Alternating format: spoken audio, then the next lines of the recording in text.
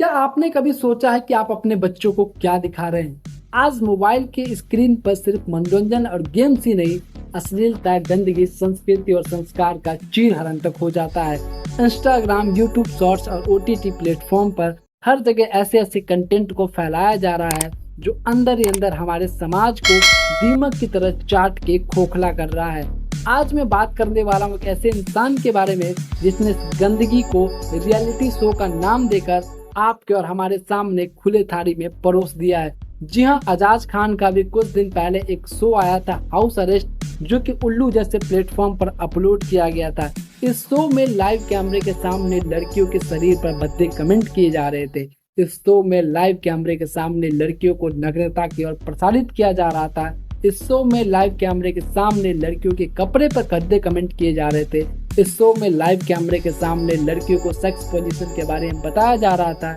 इस शो में लाइव कैमरे के सामने लड़कियों को अश्लीलता को बढ़ावा देने के लिए मजबूर किया जा रहा था। और ये सब कुछ एक रियलिटी शो के नाम पे हो रहा था और इस देश का ह्यूमन राइट और महिला आयोग चुप था।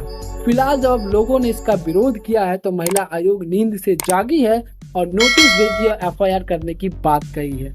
आखिरकार इस शो को उल्लू प्लेटफॉर्म ने अपने प्लेटफॉर्म से हटा दिया है और उल्लू प्लेटफॉर्म ने माफी मांगी है। लेकिन सवाल ये है कि अगर आप और हम इस पर सवाल नहीं पूछते, सवाल नहीं उठाते, तो क्या ऐसी अश्लीलता आज भी सार्वजनिक रूप से हमारे सामने होती?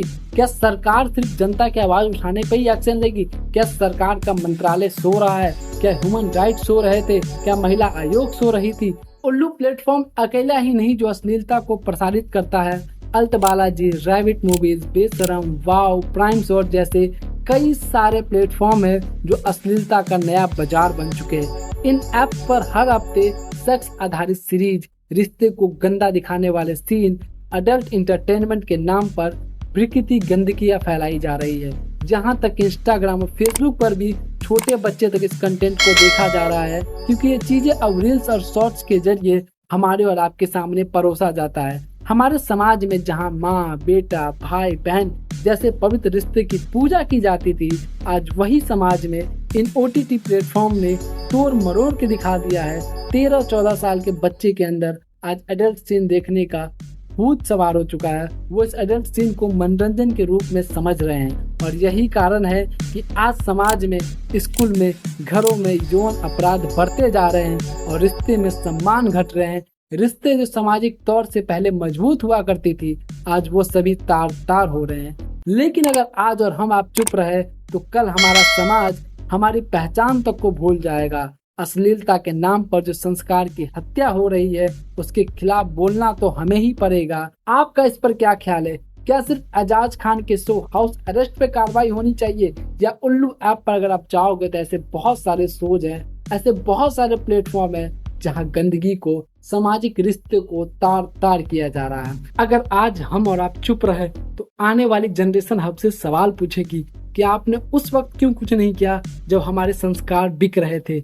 अब ये सिर्फ वीडियो ही नहीं, ये एक चेतावनी है और हमारी चुप्पी इन प्लेटफॉर्म की ताकत बन चुकी है। अब समय है बोलने का, खड़े होने का और उस अश्लीलता के खिलाफ आवाज उठाने का जो हमारे संस्कृतियों को निगल रही है।